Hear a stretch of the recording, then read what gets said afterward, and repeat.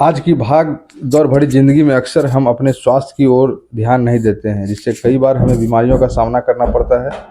एक ऐसी आम बीमारी है एनीमिया, जिसमें रक्त में हीमोग्लोबिन की मात्रा कम हो जाती है, जिसके कारण शरीर को आवश्यक ऑक्सीजन पहुंचाने में कठिनाई होने लग जाता है। और यह बीमारी आम तौर पर आयरन की कमी के कारण होता है, लेकिन इसके और अन्य कारण भी हो सकता है। तो और क्या कारण हो सकता है, ये सभी बातों को जानने के लिए डॉक्टर अनु कुमार से जानते हैं कि इसके क्या कारण है, लक्षण क्या है और इसके बचाव के लिए क्या-क्या हम लोगों को करना चाहिए। एनीमिया जैसा कि आपने बताया कि हीमोग्लोबिन की कमी से होती है। एनीमिया बहुत ही कॉमन बीमारी है, खास करके महिलाओं में। और ये देखा गया है कि आज के दौर में कोई भी व्यक्ति जो कि किसी भी एज ग्रुप का, इवन कि इन्फेंट्स, चाइल्डहुड, और ये प्रेग्नेंट लेडीज में बहुत ही कॉमन है ये एनीमिया। इसके पीछे वजह ये है कि महिलाओं में जो अप टू 15 से 45 का जो एज ग्रुप है, मेंस्ट्रुअल साइकिल, तो उस एज ग्रुप में इंडिया में खास करके देखा गया है कि ये हीमोग्लोबिन जो 10 से 12 ग्राम जो होता है बॉडी में, वो महिलाओं में जनरली 7-8 ग्राम के बीच में पाया जाता है।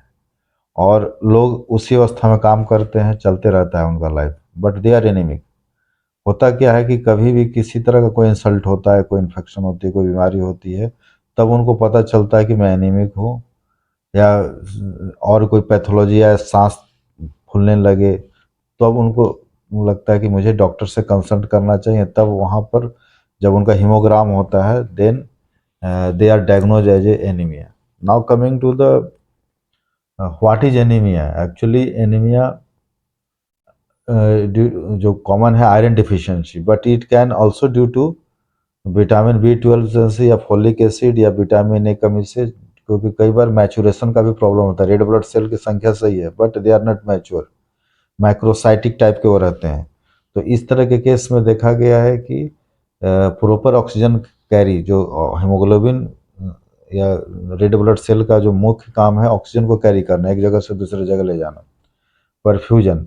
तो परफ्यूजन नॉर्मल होने के बावजूद भी अगर आरबीसी की संख्या कम हो, तो दो ऑर्गेन जहाँ की सप्लाई करना है, जहाँ ऑक्सीजन की ज़रूरत है, they are at insult, they become ischaemic, and उसके बाद समस्या स्टार्ट होती है। तो इस तरह के केस में मैं लोगों को एडवाइस देता हूँ कि आप रूटीन चेकअप, या आप आजकल बहुत ही सस्ता ये मशीन भी है जहाँ की आप चेक करा सकते हैं।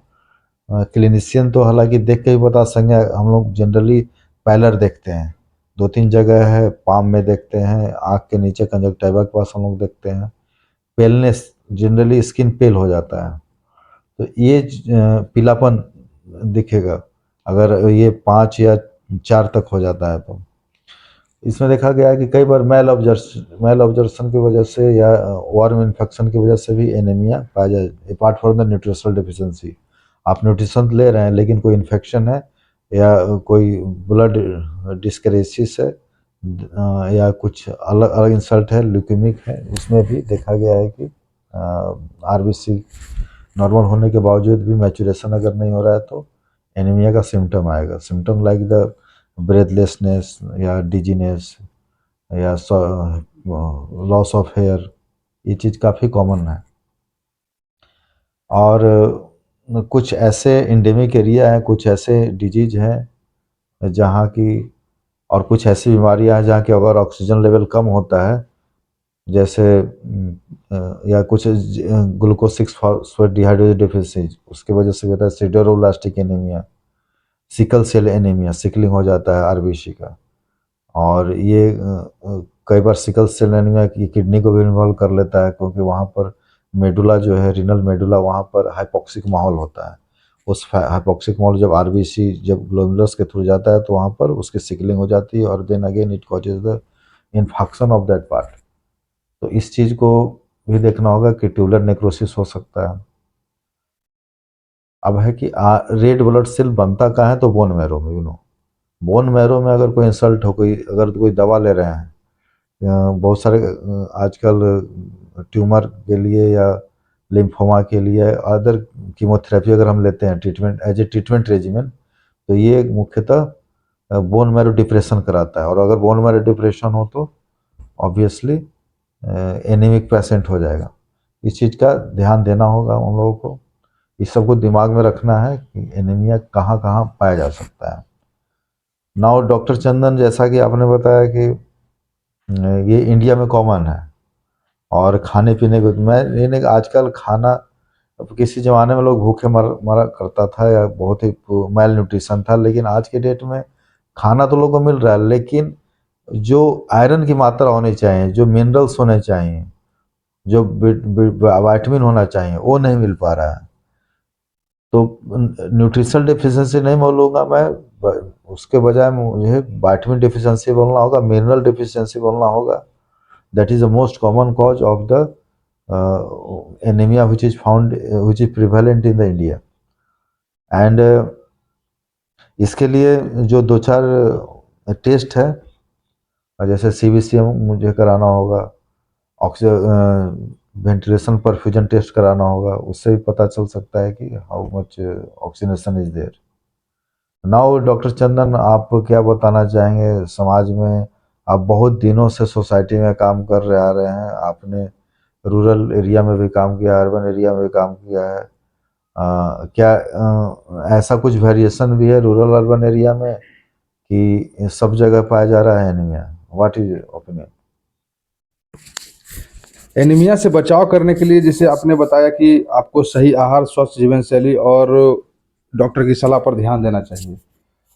तो सबसे पहला हम ये बताना चाहेंगे कि जैसे कि पूरे जो आप पोषण का या जो न्यूट्रिशन जो ले रहे हैं, जैसे आप बताएं कि जानकारी के अभाव में जो है लोग सही तरीके से डाइट का नहीं ले पा रहे हैं, क्योंकि उनको सही तरीके से पता नहीं चल पाता है कि किस तरह का जो कंटेंट जो रहना चाहिए, हाँ, जो बैलेंस डाइट वो उस नहीं ले पा रहे हैं, जिसके वजह से भी ये एनीमिया जो है देखने को मिलता है। और अभी भी गांव में हर एक जगह जो रूरल एरिया में है वो बहुत सारा जो पेशेंट है वो एनीमिक ही रहता है और उसमें ही वो लोग अपना जीवन शैली व्यतीत कर रहे हैं। तो हम ये बताना चाहेंगे कि जैसे इसमें क्या होगा कि जो आपका जो हीमोग्लोबिन का जो लेवल कम हो गया हुआ है, तो सबसे पहले आपको आयरन से जो भरपूर आहार लेना चाहिए, जैसे जिसमें कि आयरन कंटेंट ज़्यादा रहे। तो आयरन कंटेंट जो है पालक का जो साग है उसमें, या और टमाटर हो गया, और संतरा, नींबू, ये सब में आपका जो है हरा पत्तादार सब्जी जो है, ये सब में आयरन का कंटेंट रहता है ज़्यादा है। और जैसे कि अब दूसरा चीज़ ये है कि नियमित रूप से एक्सरसाइज वगैरह भी ज़रूरी है इसमें, और पर्याप्त नींद होना चाहिए। स्ट्रेस को कम करने का प्रयास भी आपको करना पड़ेगा। और यदि आपको इसका किसी तरह का लक्षण दिखाई पड़े, जैसे कि आप बताएं कि सांस लेने में दिक्कत हो रहा है या फिर पेनलेस हो रहा है, तो आप डॉक्टर से ज़रूर संपर्क कर लें।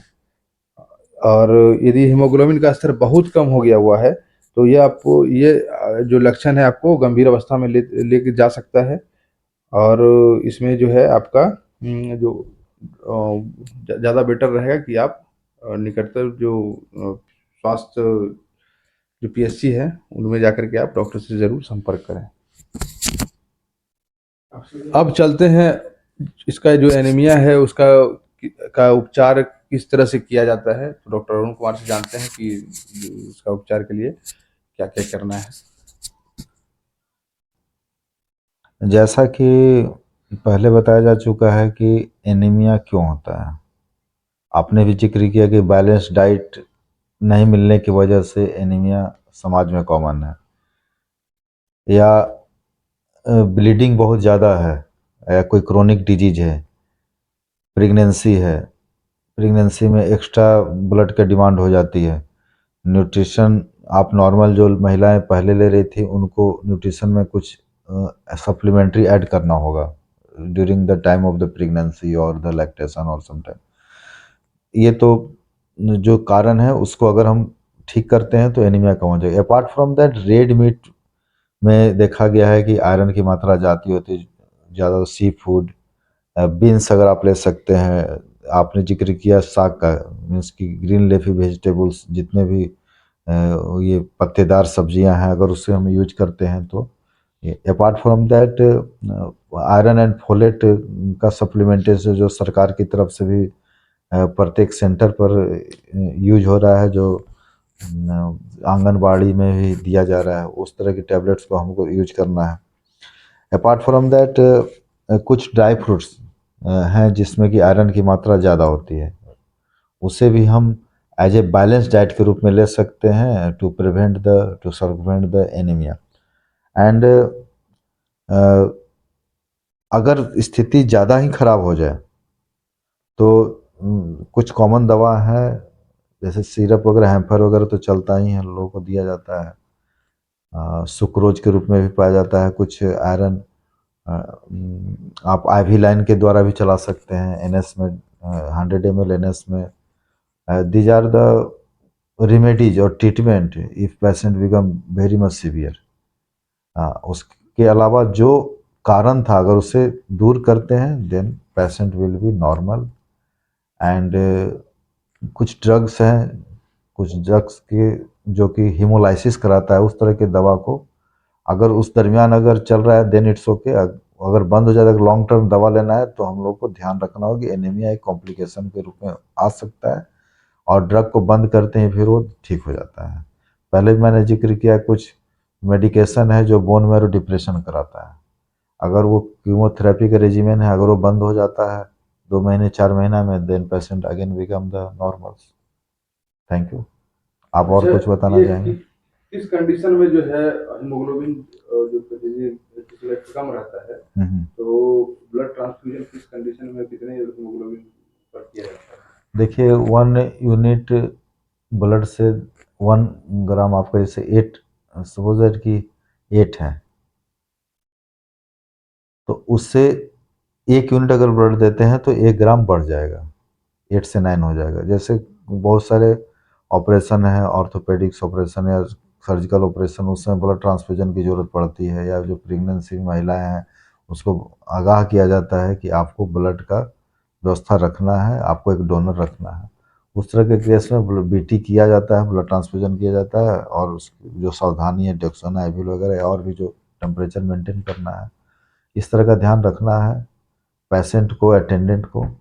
और ये सब कॉमन है, जैसे हिप का ऑपरेशन कर रहे हैं या कोई फ्रैक्चर हो गया, ब्लड लॉस हो गया और ऑपरेशन करने की तत्काल ज़रूरत है, उस तरह के केस में पेशेंट को बीटी की ज़रूरत पड़ती है। ये लाइफ थ्रेटनिंग सिचुएशन होता है, और कई बार एनीमिया ज़्यादा सीवियर हो तो acute tubular necrosis, renal failure में पेशेंट चला जाता है, नेफ्रोपैथी हो सकता है, सिकल सेल नेफ्रोपैथी बहुत ही कॉमन है, इन्फेक्शन हो जाता है। इसलिए बीटी करने की ज़रूरत पड़ती है, और जो मैंने बताया उस तरह के कंडीशन में बीटी का बहुत ही यूज है। और आजकल एज ए सप्लीमेंट क्रिस्टलॉइड भी आ चुका है, जो कि अगर हीमोग्लोबिन कुछ हद तक नॉर्मल है, 6-7 तक है, और पेशेंट के पास डोनर नहीं है, तो आप दे सकते हैं। हेस स्टार्च से बना हुआ जो बहुत ही कॉमन क्रिस्टलॉइड है, वो आप दे सकते हैं पेशेंट को। Okay, thank you.